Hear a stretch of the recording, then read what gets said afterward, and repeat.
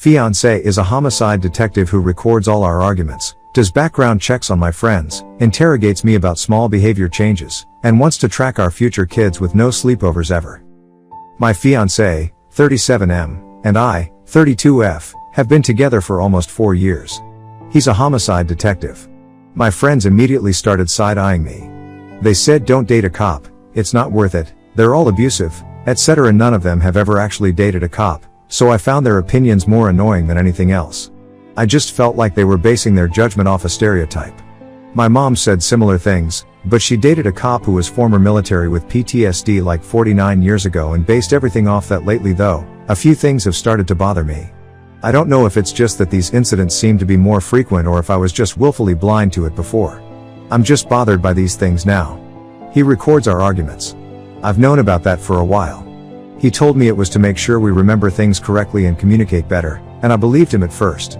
I didn't like it and I thought it was petty and stupid. I asked him if he saved the recordings and he said he deletes them once the argument was resolved. I've since found a folder on his computer labeled with dates and times and their recordings of arguments or other conversations we've had going back over a year. He notices tiny changes in my behavior and asks questions in a way that feels more like an interrogation than concern. I also recently discovered he's done background checks on some of my friends and coworkers. Sometimes his phone buzzes and he steps out for hours without explanation, but he just says he's handling work stuff whenever I ask. He makes cryptic comments like, "You know, I only trust what I can verify," or "I like to know everything that might matter when it comes to things between us, not strictly talking about work." Then he laughs it off, but the words stick. It's hard to tell when he's joking and when he's serious. I love him, but it's like sometimes I feel like he's treating me like I'm some sort of suspect. He doesn't seem to trust anyone, including me. Every little disagreement feels like it could be evidence.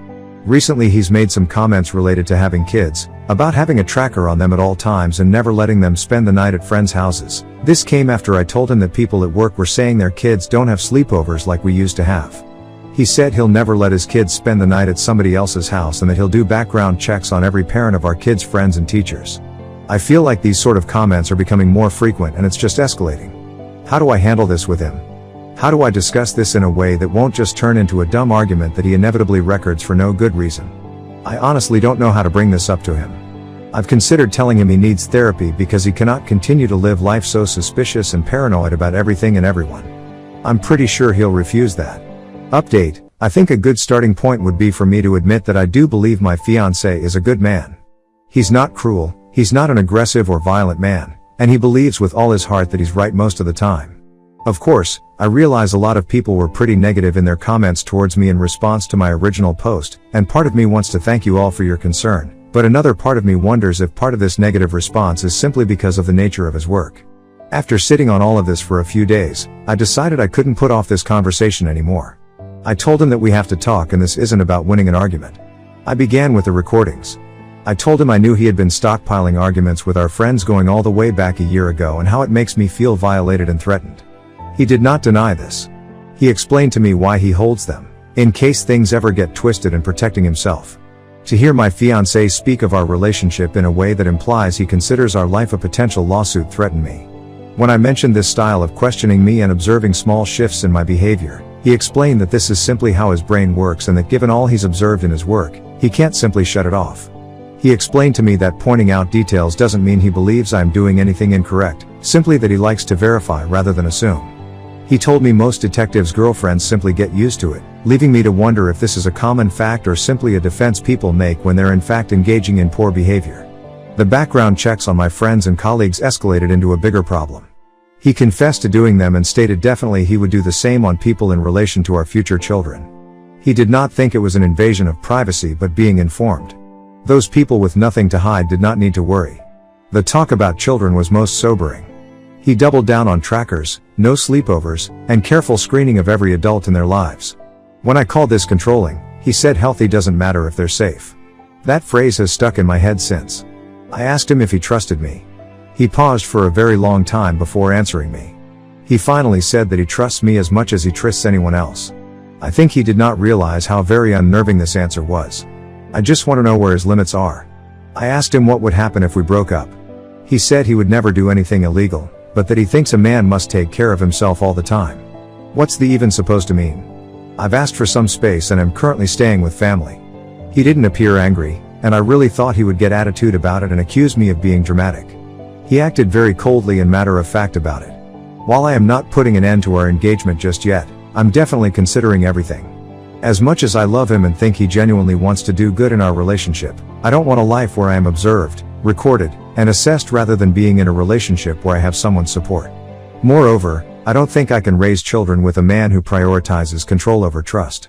Next story, new coworker demanded I cancel my vacation tradition so she could travel with her son. Then she accused me of hating kids and sent emails to my boss about my child-free lifestyle, so I reported her to HR and now she's getting fired. At my job you can only roll over 250 vacation hours.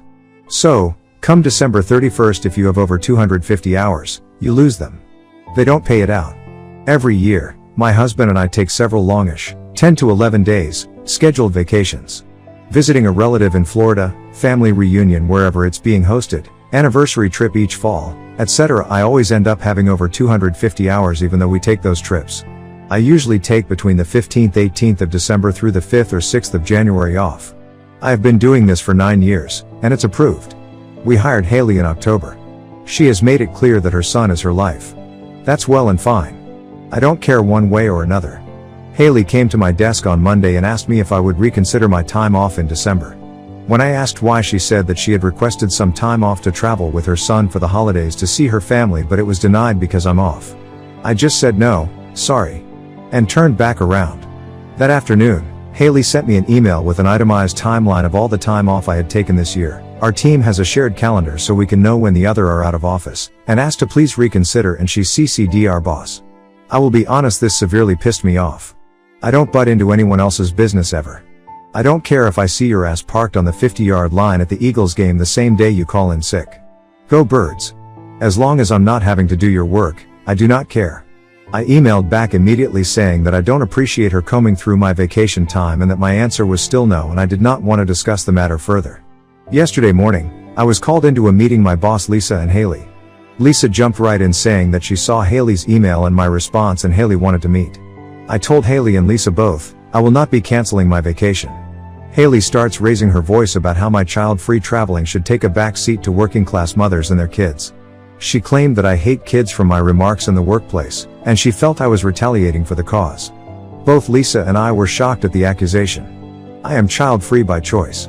My husband and I have lots of nieces and nephews as well as godchildren, and we are happy. We do not hate kids. Lisa knows this as well. We have worked together in total for about 15 years. I told Haley that she's making a false accusation and this was now an HR matter. I got up and left the meeting even though Lisa asked me to stay. About a half hour later, I got another email from Haley, but she was informing me she was asking Lisa to make the call to revoke my PTO and be fair to others on our team. Then, I overheard her telling a team member I'm not letting her take time off because I hate kids and I'm part of the hateful child-free community. That was the last straw for me. I attached both of her emails and wrote an email to HR about her harassing and slandering me. I gave the name of the coworker she was talking to and the conversation context as well. I hit send and forwarded it to my boss afterwards so she knew was what going on. About an hour ago, I found out that Haley has a meeting with HR on Friday and she will more than likely be fired. The coworker she complained to told me that he felt I overreacted and that she was just venting about finding childcare for the holidays because of work and I should have sat down to talk about it more.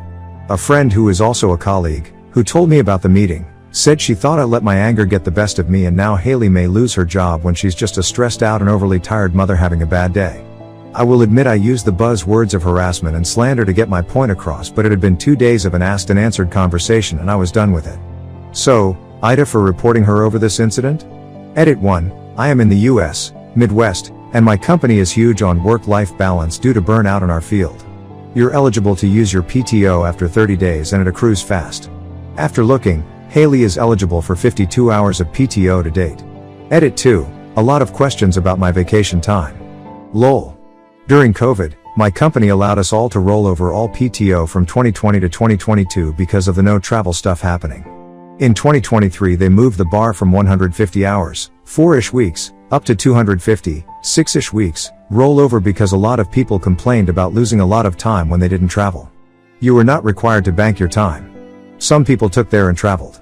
We took the pandemic seriously and did not travel at all in 2020 to mid-2021, and then we stayed home most of the first half of 2022 as well and started traveling again in October of 2022.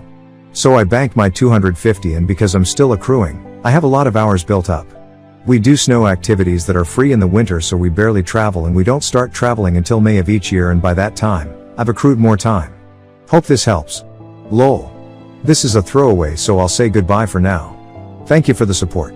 I'll come back with an update when I have one. Comments where Op has replied. Comment 1. NTA. She started it and escalated it. You just matched her energy. Just because you're child-free doesn't mean people with children are more entitled to your vacation days. You did not overreact. Oop, not that she even asked, but we have plans as well. My mill passed away earlier this year, and I am surprising my husband with a 5 days tropical getaway for Nye so he isn't so down.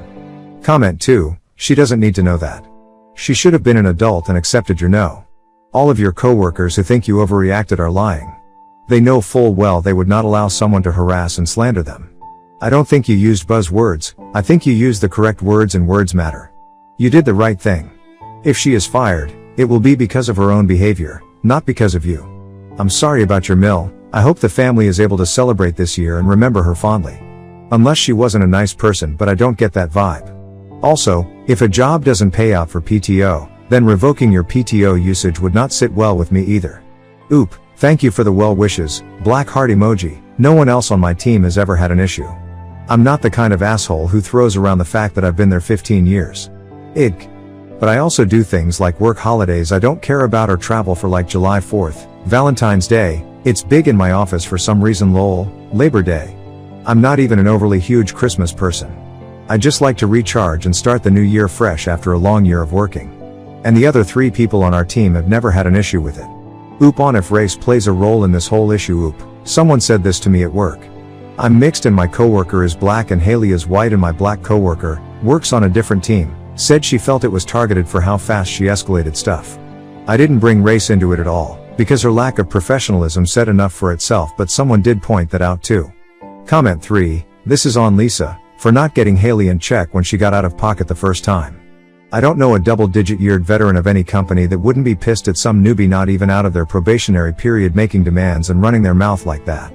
Responding like you have means you only have to fob off goobers like that newbie once. When they feel that bold that soon in, they only get more and more of a nightmare. Especially if their manager doesn't shut them down themselves. I would also be pissed at Lisa if I were you, and would want to know WTF was she thinking. It's each person's own responsibility to keep themselves employed. Don't act a fool if you want to keep your job. NTA. Oop, my boss is extremely non-confrontational. I've worked with her for 15 years and under her for 8, and I know better than to let her resolve an issue. I could already hear her solution would have been for Haley to tell me what days she needed covered, and I could agree to cover X amount to keep everyone happy, and I wasn't letting that happen. Haley came at me aggressively to begin with, and the first email wasn't addressed by my boss until Haley asked for a meeting, so I was already on high alert. Update. Now, some things to clear up before the update.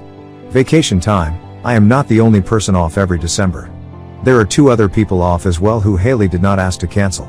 They are both mothers. There is no seniority involved. It's first come first serve for time off. Lastly, I am not monopolizing the Christmas holiday. In January, we all take one of the slower days and have a 2 to 3 hour lunch and go over the calendar for the year of proposed vacation time. I live in a very outdoorsy state, so my coworkers who are big into outdoor things locally like hiking, camping and backpacking prefer spring and summer time off. I prefer domestic and international travel to local, so December is a good time for me to take off and support my team.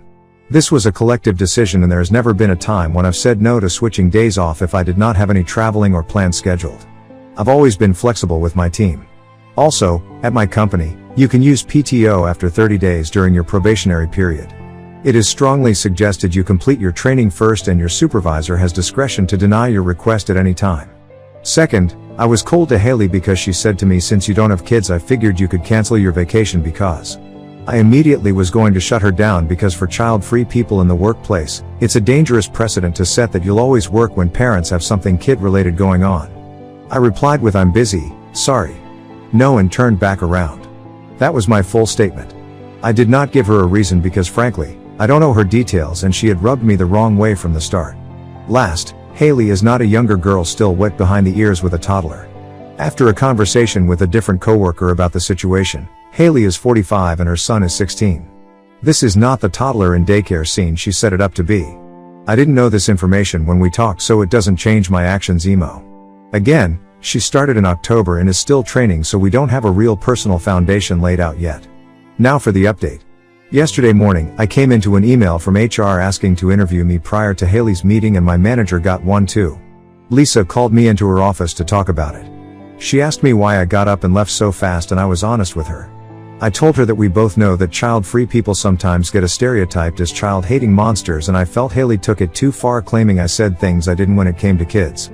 Lisa said that was fair, but it wouldn't have killed me to try to talk to her more and maybe hear her out. I've known Lisa for a while, so I was honest and said I wasn't willing to talk anymore after she told a few people I'm difficult at work with. Lisa was taken aback by that information and said Haley told her that she reacted the way she did because I cut her off and said as soon as she mentioned her son. I told Lisa that was wildly untrue and she can ask Graham, who sits next to me. I listened to the entire thing. She sent a quick chat to Graham and he confirmed that I didn't cut her off and I was nice about saying no. She asked who Haley spoke to and I gave the 3 names given to me that she spoke with. Lisa said she would attempt to talk to them before the meeting on Friday to get a feel for what was actually said. She told me that Haley wanted to speak to me in a conference room and if I would be willing. I told her yes, because Reddit bullied me into maybe being nice. Lol. Haley came into the meeting and got right into asking why I needed all the vacation time I had. Immediately I felt irritated but let it go. I told her I don't want to discuss why I'm taking off because I don't even tell our boss why I'm gone. I request it, she approves it. For reference, our company is huge and letting employees know you do not have to tell anyone why you're out of the office, not even your boss. She scoffed and said she felt like I didn't care that she wanted to make memories with her son and that I didn't care that she would be missing time with him. I told her I'm sorry she felt that way, but I didn't really think about it in any capacity, and I felt she has misled me by saying she would need to find childcare as her son is 16, something a coworker who admitted he doesn't like Haley told me in order to let it be known her child is not a toddler as she let a few people believe. She told me not to speak about her son because he has crippling anxiety and needs care when she isn't home. I didn't speak any more about it, but I did say I'm sorry to hear that, but I'm not sure what else is there to say. At that point, she asked me what days I would be giving her. I looked at her and said, "Did you call this meeting to talk to me about what days I'll be working?" And she said yes. What else would I be asking you about? This set me off, but I remained calm because the meeting was being recorded. Get to that in a second. So I just said, "I'm sorry. I think we missed something here. I was under the impression you wanted to formally apologize, not ask for the switch still. I'm not interested and I think we should end the meeting here." She was extremely upset and said, "So you're not giving me any of your days? You don't have anything going on?" And I said, "I'm sorry, but I'm going to go." And she said, "What the fuck ever, this is such favoritism bullshit." I told her that is fine. I'm going to end the recording here and leave the meeting. I pushed end on the record and got up to leave. She put her hand on my notebook, brought it out of habit, and said, "Recording? There's no cameras in here." And I told her that I recorded it on my phone to stop any more confusion about what I've actually said, since there seems to be a misconception that I've said some pretty terrible things I haven't. She was visibly pissed off at this point and stormed out, but doubled back and said, "State is a consent recording state and you do not have my consent to record that meeting." I told her to check her email and I moved past her back to my desk. In all our meetings, the notes say, "This meeting is being recorded. By accepting the invitation, you are giving consent to being recorded for necessary purposes." Well, to me, this was necessary. I'm not sure if she is aware of this, but I put that note in our meeting when I sent her a time to meet so I could record for my own protection. So come this morning. Haley is out sick. Lisa got an email from HR to reschedule the meeting for later next week, as Haley emailed them saying she has COVID and hopes to be back next week. So folks, the jury is still out and hopefully next week, this is behind us.